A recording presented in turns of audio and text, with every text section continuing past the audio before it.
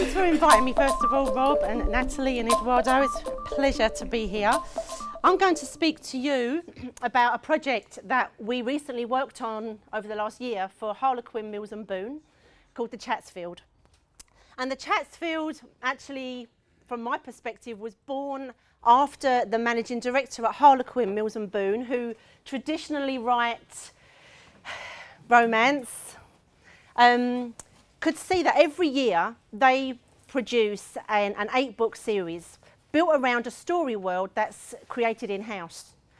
And Tim Cooper, the MD at Harlequin, called me and said, I think we could do something with this more than just 8 books. It's a story of a hotel. It's a family epic saga story. It rolls out over 8 books written by 8 different Harlequin authors and always tells a different perspective from a different character's point of view. Do you think we could do something with that more than book? And I was like, absolutely, definitely. You've got a story world with multiple characters, multiple storylines, and each of the characters would naturally, you would hope, behave in different ways, that they would use different social media. So we began many meetings about the Chatsfield, and my approach to building story worlds always is that you have a core theme or a core question at the heart of the story world. So it was great working with editors because they got that process straight away. So the core question was, for the Chatsfield, when power and money drive passions, can love conquer all? Because of course they're a romance publisher, so we have to have the love part in there. So this story was about revenge and destiny and relationships. There was a lot of rich content. But I was very adamant from the start that we would build this around an online world, and it would be a website about a hotel and not a hotel website.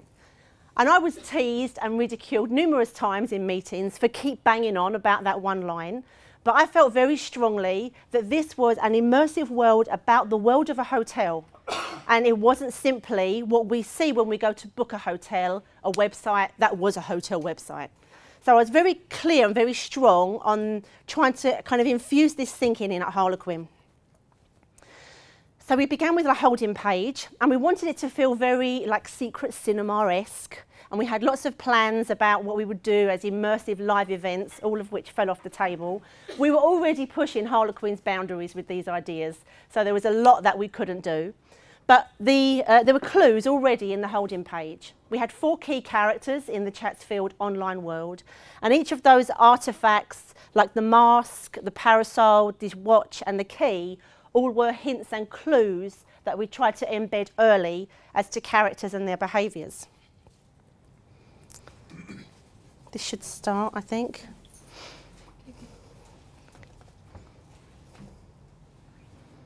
The most glamorous hotels have the same things in common.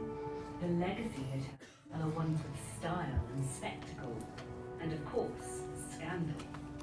The world's most lavish hotels start your evening with the most exquisite cocktails and finish your day with the world's softest sheets. 5-star hospitality means top-class service, infinite attention to detail, and sometimes a discretion to turn a blind eye. There is always another side. Imagine if you could peek behind the scenes. Hear from people who really know what goes on, and discover the intriguing stories of their own. Because often the best stories are told by the people you least expect.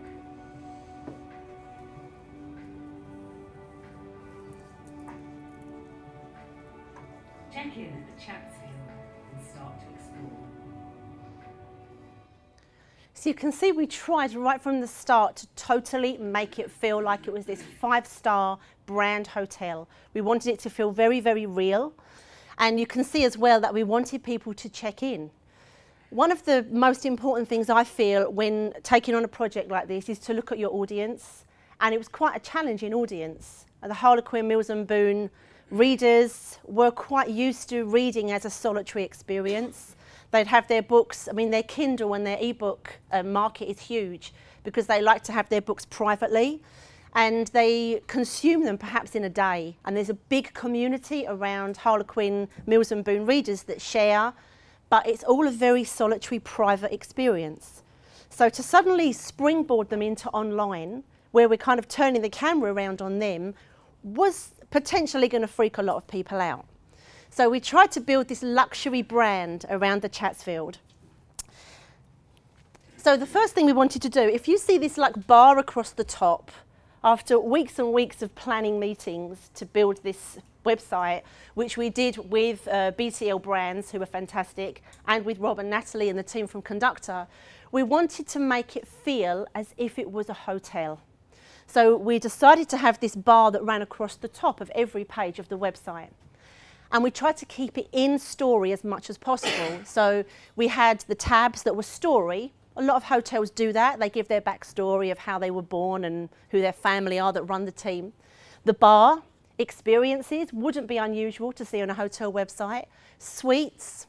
And then this side was more of the community side of the website. So you could check in, you could go into the lounge, which was our forum. You could explore additional things. So we had plans to build out a spa and like a casino, which could still happen. And then we had like a little email box there as if you would email the hotel. So we tried to keep it as tight as we could to the behaviours that you would expect from a hotel website. But the first thing we wanted people to do, of course we wanted their data, was for them to check in. We wanted to offer the hospitality that a hotel would, right? So you have the ultimate check-in, you fill in this welcome box and you create a profile. And by creating a profile, you immediately join the Chatsfield as an exclusive C-list VIP. And one of the things that the Conductor team helped massively with was the levelling up process of how they joined as a C-list, and then if they kind of gathered points and badges and more things that they would discover in the Chatsfield world, they'd progress to a B list and then an A list.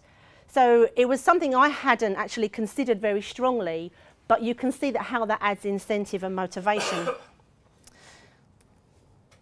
So once you've checked in, we found at first that people were checking in and there was no hospitality welcome. So we created a personal letter from the CEO, I think it was, of the Chatsfield, welcoming you in.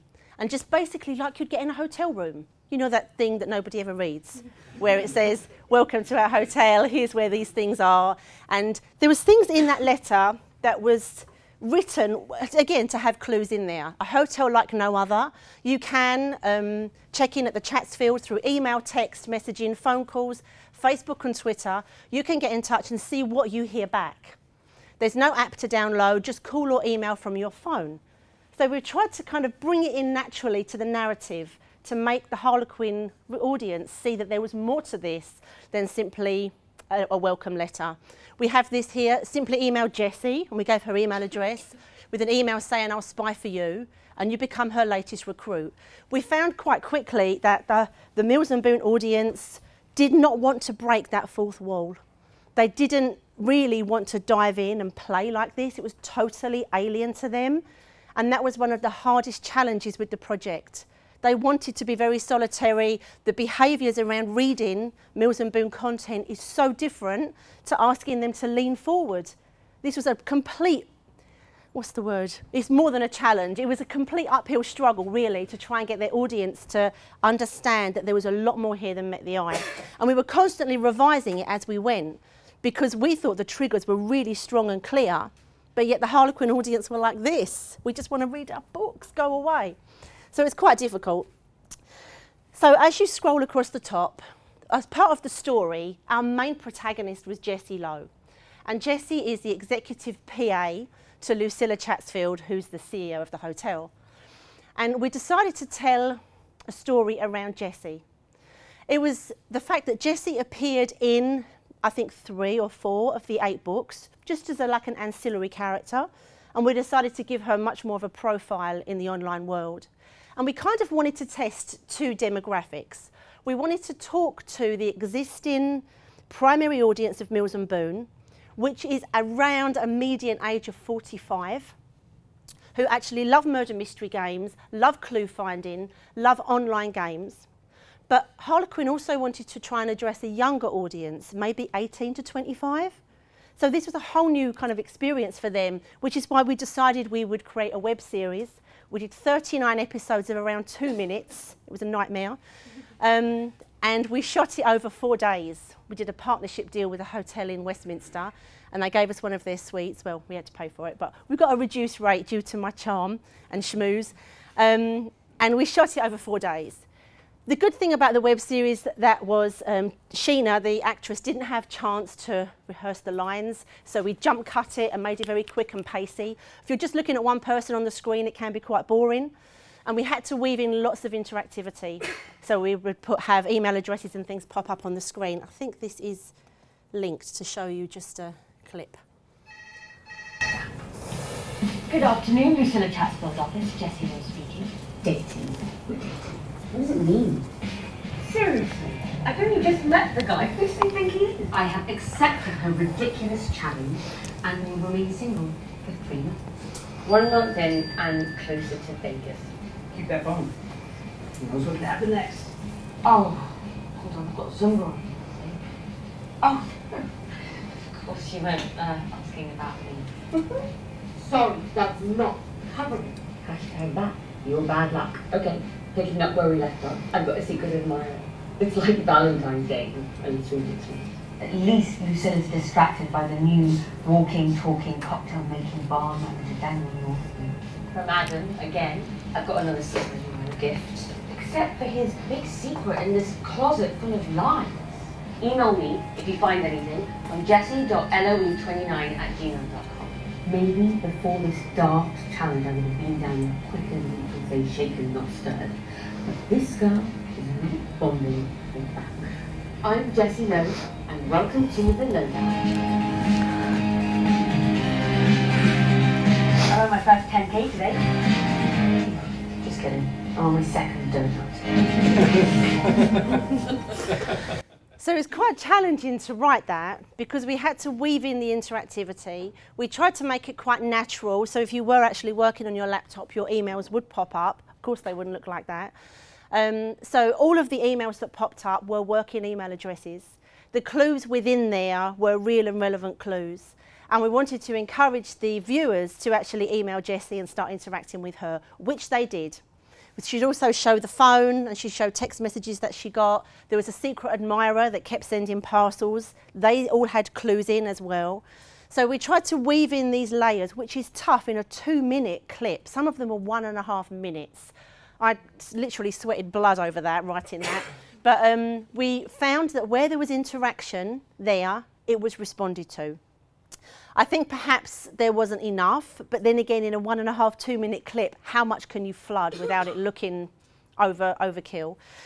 We'd have her saying things like hashtag that, and we'd have things that were, one of the episodes was on an American Independence Day, so we had a theme of that. And we would find kind of core dates in the calendar that we could weave episodes around. And we found that those episodes too, we had a lean-in of people that looked for something to celebrate on those days. So there was ways that we actually tried to trigger off things. Let me just see if I can move this on without making a mess of it. Did it. Okay. So we decided to let people have as an immersive experience as they could in the Chatsfield Hotel. There were discussions about creating, like I say, a live event. That didn't work. So what we did is when you clicked on story, you entered Jessie's office. So this was actually the room we shot the web series in, and BTL Brands actually recreated the bits that we couldn't do to make it look legit. And there were 3 things in the room that you could click on. You could click on her phone, you could click on her Mac, or you could click on her television screen on the wall. And each of those opened up something new. So if you clicked on her Mac, it opened up her inbox. And I think this is one of the first opportunities that we had to create an interactive inbox. It was a nightmare to write, but we, using Conductor, powered by Conductor, you click on her Mac, this page opens up. This could cost me my job, or this could lose me my job, but hey, I'm already in it knee deep. Come and take a sneak peek at my inbox. And you actually could. We set folders out by week, so that if people came into the project or the story 4 or 5 weeks in, it ran for 13, they could always start at week 1. And we had, I think, 11 characters that emailed Jessie. So to keep it simple, we kept it all as 11 threads. or 11 subjects. So Jessie's mum would be emailing her, asking her what the heck she's doing. The secret admirer was emailing her. Her friend at work, her friend in New York, who set her this crazy challenge to stay single for 3 months. So you pretty much had 11 separate narratives to follow. And by following each one through the inbox, you saw a different side of Jessie. Of course, she speaks differently to her mum than she did to the secret admirer that she was trying to get rid of, and the ex-boyfriend that always wanted her to find a room for him at the hotel at night because he didn't have anywhere to live. So you actually got quite a deep look at Jessie's character and personality as she interacted with each of these people quite differently. And that was a huge task, actually, because you're pretty much writing 11 separate stories, but they all interlink together. If you clicked on Jessie's phone, you actually had a telephone number there that worked. So you could call Jessie or text Jessie, and we had Sheena, the actress, record, I think, 7 different responses. So depending on the time of day or the day of the week, you'd get a different response. So if you called Jessie on a Sunday morning, we had Sheena record a response like, oh my God, like, answer the phone, I'm still in bed, leave me, it's Sunday morning. On a Friday night, we had her record her saying, I can't hear you, I can't hear you. And we'd like overlay it with bar music, like she was out clubbing. On a Wednesday night, she went to Zumba, so we'd have her like all puffed out, kind of saying, oh God, I'll have to ring you back. So we just tried to be very natural in Jessie's responses for people that did want to call her. Now, for Harlequin Mills and Boon audience, the novelty of that, I feel, was one of the biggest things. The fact that that was their first moment they realised that this could have been a two-way interaction between them and the character. And the amount of hype and buzz that alone got the project was actually quite colossal. We ended up being featured in Wired magazine, we were on USA Today, we were in The Guardian, The Telegraph. Various newspapers and magazines across the US and the UK picked up the fact that this publisher had actually looked to break down that fourth wall. The audience themselves were slightly slower to be excited about it, other than the novelty, but it didn't do Harlequin any harm in terms of being innovative. And the project's now been nominated as one of the top 5 innovation projects for the Future Book Awards, which is a conference that is run in November. So that's pretty cool. The other thing you would click on would be her television screen, which actually opened up the lowdown. So it took you to her YouTube channel and you could watch the episodes of that. That was released 3 times a week on a Monday, Wednesday and Friday. So 3 episodes a week. We tried to keep the pace going because they were quite short episodes. We just tried to keep people interested with that. So there was those 3 interaction points in her office. A closer look at the inbox, you can see here, this was, I don't know, maybe week 10, right? And there were 7 emails in there.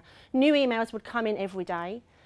One of the nuances that I tried to weave in, that I think was maybe a little bit too elegant, was the times in which Jessie would respond. So if somebody was texting her, so she like loved this Daniel Northman guy, he's an absolute nightmare and teases her, but there's big kind of romantic tension between them, she'd reply to him straight away. But her mum, she might take 2 or 3 days to get back to. So I felt that was a little bit lost. I think that maybe you would see that in a book format easier, you'd notice that easier. But I feel in this massive inbox, I did feel it was a little bit lost. But you can see how you would click on different folders and you would just follow all of these different threads. We didn't bring too many extra ones in. And there's a Bond folder there. And if you clicked on the Bond folder, if you'd sent Jessie the email saying, I'll spy for you, you actually help her to discover who Daniel Northman really is, because of course he isn't really a bar manager. So you have all these new relationships, all these different ways that she's reacting with different people. We would always be very clear that we'd show the email addresses because they worked. We'd always be clear to show the date and to show actually how the stories rolled out. The phone numbers were there, the websites were there. We tried to be very natural with the way we encouraged interaction. If you clicked on the, where are we? The Experiences tab, you discovered the character Ali Bliss. Ali Bliss was really Ali Gregory, who's a chambermaid at the hotel. And because it's Harlequin, Mills and Boon, there has to be some sexual kind of tension there. Ali is an escort, and she uses her opportunities of people she meets at the hotel to get new business. So this was more sort of the scurrilous side of the story. Personally, I felt that it wasn't enough like that, and I think a lot of the Harlequin fans felt that it was toned down a bit too much. And I think Harlequin felt because it was an online blog, for some reason, they didn't want to be as explicit as they were in their books. So there's a lot of lessons learned there, right? But anyway, so this was Ali's story. And again, you would click on one of the rooms that she would be cleaning or tending to as a chambermaid. And the interaction points here was her iPad and the money on the floor and the towels on the bed. So you would click on the money and you'd have like more money, more problems, money can't buy me love. And then you can actually click her cash and you can email Ali and you're in touch with her to find out her story. The Sweets is the story of Adam Brightman, who's a VIP media mogul who's living in the presidential suite.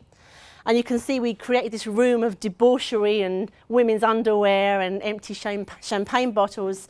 And equally you'd click, we decided with Adam to keep it quite simple. You would just click on his iPad or his phone and it took you to his Twitter feed. We wanted to be quite pared back with Adam's dialogue. We felt that he's up to a lot of mischief in London. He's over here from New York doing business and he doesn't want to publicise exactly what he's up to. So we sort of used the philosophy with Adam that we'd add intrigue by not telling too much. He had 140 characters on Twitter to say what he was doing. To really understand Adam, you had to follow the emails he sent to Jessie.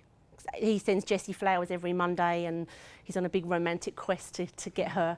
So there were ways you would find out more about characters by interacting with the story. That's Jessie with her flowers. And this was Adam's phone, so you'd click on his phone and it takes you through to his Twitter feed. And then the main story was Jessie's love interest, Daniel Northman, in the bar. So you clicked on the bar and there were interactive points here too. So you would click on his watch, you would click on his business card here, or you would click on the menu. As part of the story, we did a partnership with Shaken Cocktails because there was a cocktail of the week. And as the cocktail of the week, which the hotel emailed out to the Chatsfield mailing list, you got a recipe to make these funky cocktails. So this was What's Your Poison? You click here or you ring the bar and there's a message from Daniel and you can sign up for the cocktail of the week direct to your inbox. You follow him on his business card, and really Daniel's there under the guise of something else. Daniel's actually a high-level security expert and he's there for revenge on somebody that killed his father. So if you dug into Daniel's story enough, you found that out. And then you would find another website, which was his security firm. There'd be another phone number for him. There'd be a different voice message for him. But you have to dig down. Daniel's story was a rabbit hole. You had to dig down to find out, to help him or Jessie solve the murder mystery. The message on the back of his watch was from his dad, which was another clue. So in great writing, you would always say, not that that was great writing, just to be clear, but in great writing, everything's there for a reason, right? Everything you see on the screen in a movie or a television, good writers only put in anything that needs to be there for a reason. So we tried to go with that. And again, I think perhaps that was slightly too hidden for the Harlequin audience to pick up on. They just read the message from his dad, maybe. But the idea was that everything was there for a reason. Once you'd emailed Jessie to say that you would spy for her, we would send them this note to explain that they're in the middle of this murder mystery game. This was the part of the story that was aimed at the older audience who we already knew loved murder mystery and loved playing. So they would email Jessie and they would earn points and badges for doing certain things. If they'd watched one of the videos, if they'd interacted with a character, they would level up from the C list to the B list. As well, the secret admirer was something that people wanted to try and help with, figure out who he was. It actually was her friend who set this guy up to torment her and throw her off her challenge. So people were trying to find out who that was. The friend in New York, I actually deliberately chose an address for her to live in, which was a fake building. It was a brownstone building in Brooklyn that's actually just a fascia for one of the emergency exits from the subway. And I found this online, weirdly, because I've got nothing better to do. And I set that as her address. So every email that Katie Jones sent Jessie was from a media company with this address in Brooklyn. And for me, it was a really deeply hidden Easter egg that I actually thought no one would find, but I did want people to. And 3 people did. 3 people responded and went, whoa, Katie Jones' address isn't even a real address. Now, on the scale of the audience, 3 was like nothing. But for me, in my little weird brain, I was like, yeah, people have noticed that. And I wanted to test, really, the audience too, and see how deeply they were looking at this or how much they were just soaking up a story. So here we just have some clips from the lowdown. We have Jessie's blog, so she was blogging where she would post the videos of the lowdown, but there'd also be a deeper backstory there for what's going on in Jessie's life. As part of the story, Katie set her 24 romantic movies to watch to question what she thought love and romance was all about. The idea around that, and some of the movies weren't obvious romance, like Disney's Up and things like that. They weren't obviously romantic movies. But the idea around that was to try and instigate conversation, to try and bring themed elements into the story that the audience might want to discuss. And I did find that there were little hubs of people on Facebook and in the lounge that we created that were talking about the movies. And that's really what I was trying to do, bring in these themed elements to generate conversation. So then we go back to the website, you check into the lobby and you can actually scroll down vertically to find different rooms. Once you've checked in and you come back in, it remembers you. So you get welcomed back and you can actually check in through Facebook or Twitter as well. You create your profile, you win badges and rewards for different things. So obviously these are just not real ones, but you win badges and rewards for doing different things. And I think for the audience of Harlequin, that was something that was quite new to them. The idea that they were going to get rewarded. But we wanted to play to the gaming mentality. This is Nataly's profile. So she was a C-list guest with 682 VIP points. Quite shockingly, we found within the first week, a woman in New Zealand solved the entire thing, which was quite shocking, but quite brilliant. But then, of course, Harlequin wasn't ready for that to happen, for somebody to solve it all within a week. It was even less than a week. So we decided, we had struggles with the lounge, actually, to try and make the audience step forward and be heard.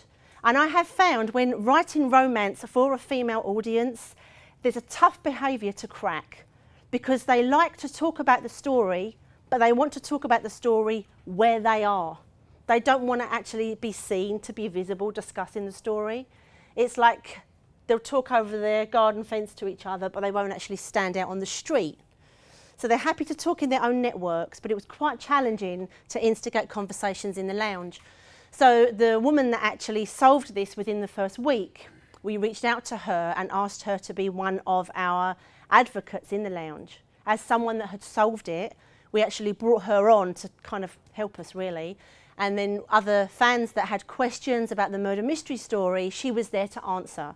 So in a way, she felt rewarded that she was like now on the team, right? They obviously sent her stuff as well, like books and things. But it actually gave her something that she felt she was involved in the creative team. And she felt special and rewarded because she'd cracked it in like 4 or 5 days. We found as well that the audience was struggling with the idea of the points and badges. So we put together this kind of overview of how you become a VIP, how you level up. You check in, you get 100 points, you start playing, can't remember what it says, you start playing Jessie's Mission, you get 40 points, you upload a video to the lounge, 30 points. If you post on Facebook or comment, if you tweet a character or call a character. So there were ways that we made it quite easy for them to earn points. So just by doing things they would normally have done on social media, they were actually being rewarded for it. Once they found that out, and a lot of this was prototyping as we went, right? We went live on the 5th or the 6th of May, and that weekend was a bank holiday weekend. You'll see a picture in a minute of my dining table on that bank holiday Monday. We weren't ready to go live when we did. It was a complete chaos. So we were prototyping and refining as we went over 13 weeks. And we found within 2 or 3 weeks from analysis we had from Conductor that people would come into these places, but they were like reluctant to press the button or join in. They didn't actually know what they were going into. The mapping wasn't clear enough.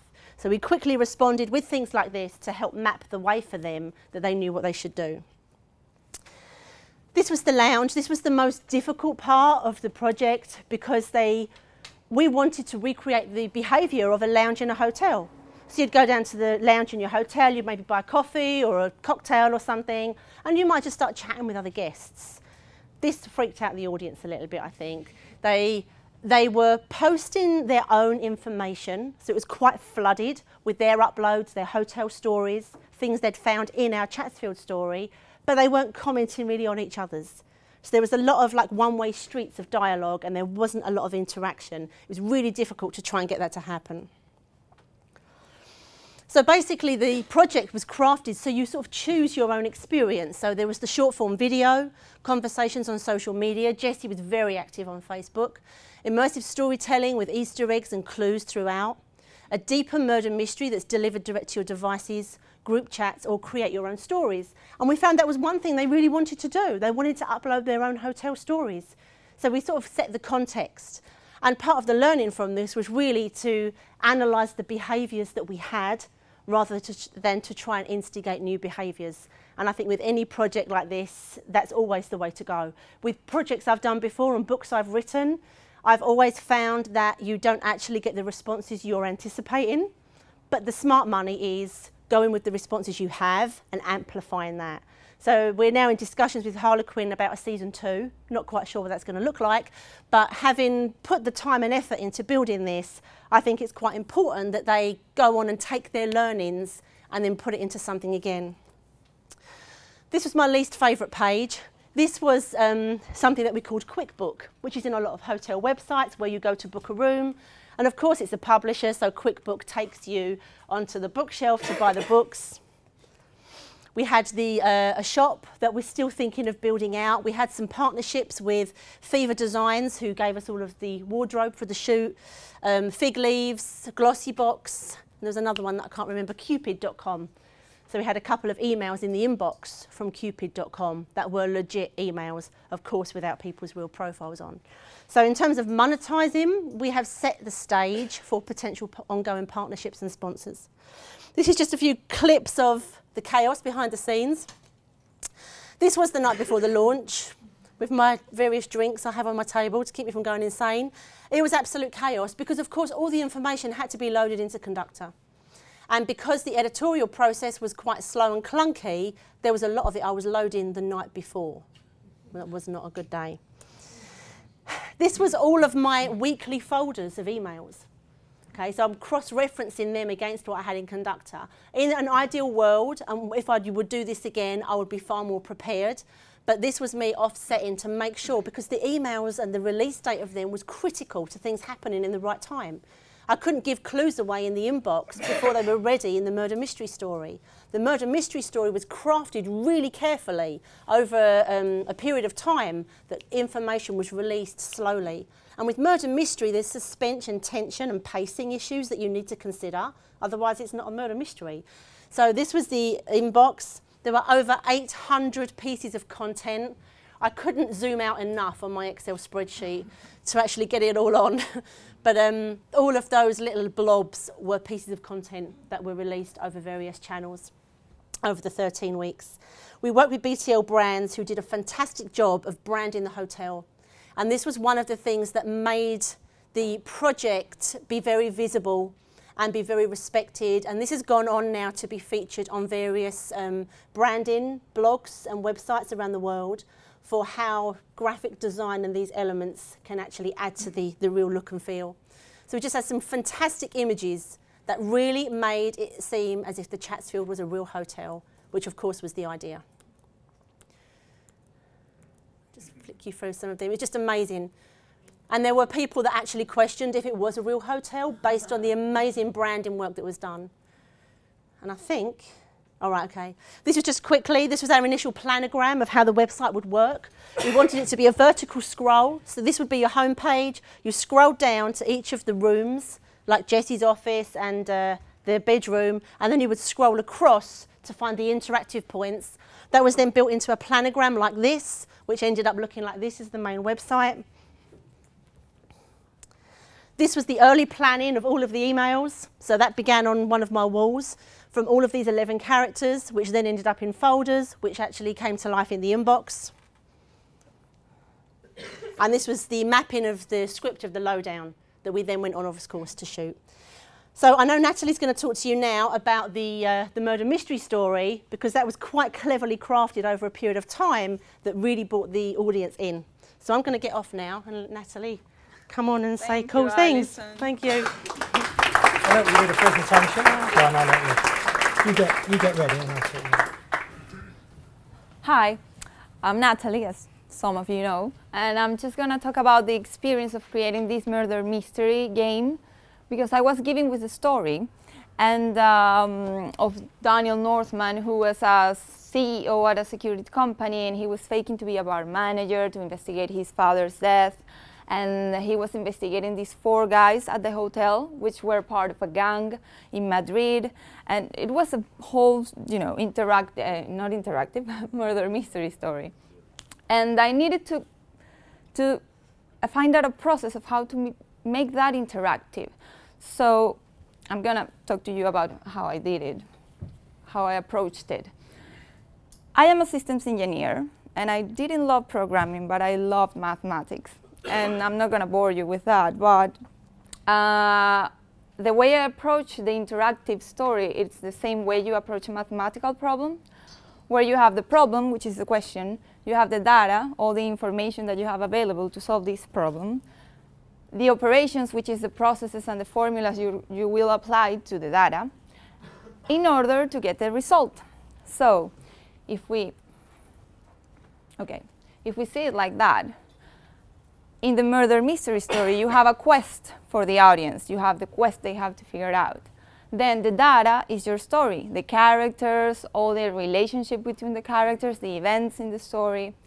The operations will be the experience, because the audience will process this data or this story in different amounts and at different times and through different platforms. So it's like the experience is processing the story in different ways in order to get to the result, which the result is the answer, is the final of the story, is, in my case, is the resolution of the mystery.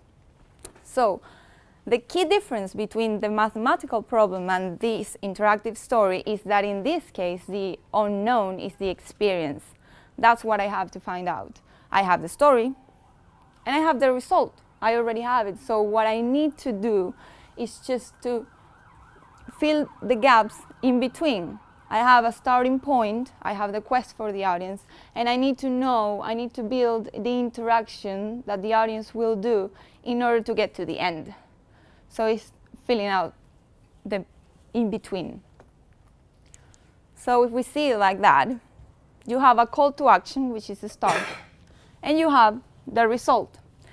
And in the middle, what you have is pieces of story and points of interaction. That interaction is the way the audience will know or will get these pieces of story, these different pieces of story. So taking that model into an interactive story, the first thing I need to define are the quests. Because I have my big quests. I know that my audience needs to find out that Daniel is undercover and he's trying to find out that his father was killed and all of these things. But that's too much. That is, I need to break it down. I need to break down the story into different chapters and different pieces of story that will give me answers to possible quests. So what I need to do is define the different quests the audience, will take in order to resolve the mystery. So what I did was break down the story and find out which were the different points or the different aspects that I needed to break it down. So I identified, okay, Daniel is working undercover. He's faking to be a bar manager. Then his father got killed and the guys at the hotel are involved. I have that story, that piece of story. And then I had, of these 4 guys at the hotel, Matthias, which is the hotel manager, was the responsible actually for his father's death. So in that sense, I also could have these pieces of story of how that, that crime happened. So I'm going to show you in the next slide. It's better. Once I had that, I had my quests. Who is Daniel? What is he doing at the hotel? And who is the right target? Which one of these 4 guys was the responsible? So I had 4 sub-quests. I could, reveal the story of the first guy, the second, the third, and the fourth. So I had all these quests to give to the audience in order for them to figure out the story. Once I had that, I applied this model to each one of the quests. It was a way of breaking it down so it was organized for me and it was organized for the audience as well. Because if you give, I believe that if you give too much information to the audience, or you give them too much to do or too much to figure out, then they will get lost. You need to guide them. So I'm just here using an example with the first quest, which is, who is Daniel? And here I'm beginning with the end. I have the result. He is the CEO at a security company. And I need to figure out the interactivity or the experience that's going to happen before. This was my process because I had the information of the answer, and it was easier to build the experience from the end to the beginning. So this is what I did. In this way, okay, how will the audience find out that he is a CEO? They can hear a voicemail that says, "Hello, I'm Daniel Northman, CEO of this security company." Okay, that's an idea. That's good. I can put it down. But how do the audience get that phone number? How do they get there? So building up from end to beginning, it was easier for me because you knew the first clue. I mean, you knew the clues or the information where the audience had to come. So in this case, we had like a voicemail that people heard, and they realized that Daniel is the CEO. And how do they get that phone? Through his security company website. How do they get to the website? Through Jesse's inbox. It was easier for me to build it this way. Of course, it's not just like that. You can start at the beginning, but it's easier to know what the audience have to get at the end. And this is only to show that once you have that, you can build an interactive map with the detailed audience journey of how they get the information and how is the interactivity. How am I doing on time? Okay. Just want to check. I just wanted to show this because for the sub-quests that I created, I had 4 different stories, the 4 different stories for each guy. So this process was actually very helpful because I needed to give things to discover to the audience, and I didn't know how that will look like, how will it be. So with this diagram, you have 2 extremes, good and bad, and then drama and romance. And I positioned each guy in each quadrant of the diagram, and it helped me to say, okay, he's good, he has good and romance, so he's a romantic. Maybe he did it for love, so I decided, okay, he did it for love. And he was supposed to run away with this lady who he was in love to. And these things were just, okay, maybe I'll use this. And actually, it was very helpful. Because, for example, in these quests, which is, what was Javier doing? I mean, where was he at the moment of the accident? Was he the one who killed Daniel's father? He was the guy who was in love, who was supposed to run away with this girl. So that helped me. Okay, that's the alibi. He wasn't, at the car of because the father was supposed to be killed in a car accident. So he was involved in all of that, but he wasn't there because we have the alibi that he was with this girl. So that helped me to build that. And one other thing that I want to say is that I used this process in all of the quests.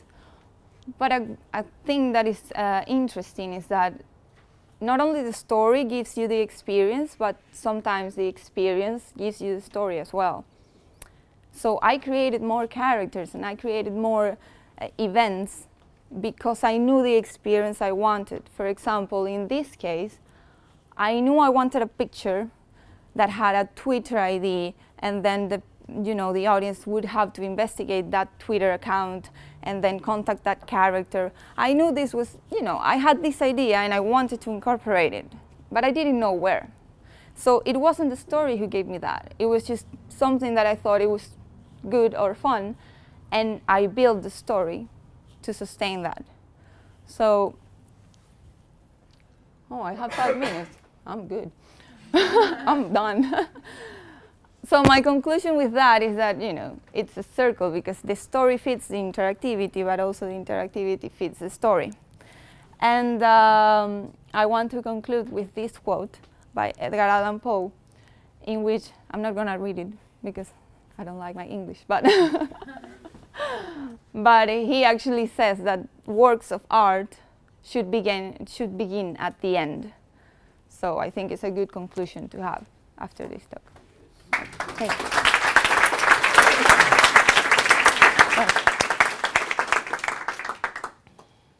So I think we have like 1 minute for questions if someone has something. To Alison. Yeah. Hi. Alison. You said getting your audience to be interactive was difficult to manage. Can you explain how you did manage to get them to be interactive? It was very difficult. I think by doing things like where I showed the memo and the document to show the points and badges, just to make them aware that interactivity was there, because I think that was the main problem. They could see these things popping up on the screen, but they didn't actually realise that they could do it. The lounge. Well, mine was on the the discussion groups when they said they just wanted to talk. Yeah, we actually ended up having like planting characters in there. We had, yeah, because it wasn't clear, and we didn't, because it was the lounge for the guests of the hotel. We didn't want to go in as Harlequin and be kind of bossy, so we actually did create some fake accounts to go in and just help guide people. And then, of course, once people started to crack it and understand what it was, we would kind of email them, perhaps as Jessie, and go, you know, you've really got that, that's really cool, you might want to help some other people. So once you've got a few people that get it, you need to really like turn the volume knobs up on them so that they can share it too. But we actually did have to rely on fake accounts in the end, because it's tough to kind of break the fourth wall, but without being bossy, right? So it was a big challenge, yeah. Hi. Hi, would you describe this as a purely marketing exercise? No, really not that at all. If anything, it fell down on marketing. And one of the things I felt was quite a problem, that for a digital property, Harlequin didn't market it in a digital way. And I was literally so frustrated saying, everything you need is in the content. Everything you need to market that is there. The romantic movies, the secret admirer, the flowers every Monday, the inbox, everything is there for you to take as assets to market, and none of it was done. It was so frustrating. So actually, the flip of what you've said is true, because they were marketing it in a traditional way, and they weren't using the assets that were there, that I'd worked so hard to build in. So yeah, it was a frustrating process. So I think I better get out of the way now. Oh, you have questions? Okay. Do you think about have the real cocktail? Say that again, sorry. I mean, you have 1 week cocktail every time. Yeah. Were you thinking about have a real one? Yeah, we did. I mean, we've talked about partnering with a real hotel group, and there were some meetings that we had in LA actually with a hotel group that's looking to do stuff. So we really wanted to partner with a real hotel that we could then use to, you know, play off each other really. And I saw actually recently Marriott are trying to copy what Red Bull are doing in terms of creating a brand, which is a completely different brand to Red Bull, so I don't quite know what they're going to do. But yeah, that would have been the ideal situation if we actually could partner with a hotel. But I don't know, maybe that moment's passed. I'm going to get out of the way anyway, so thanks guys.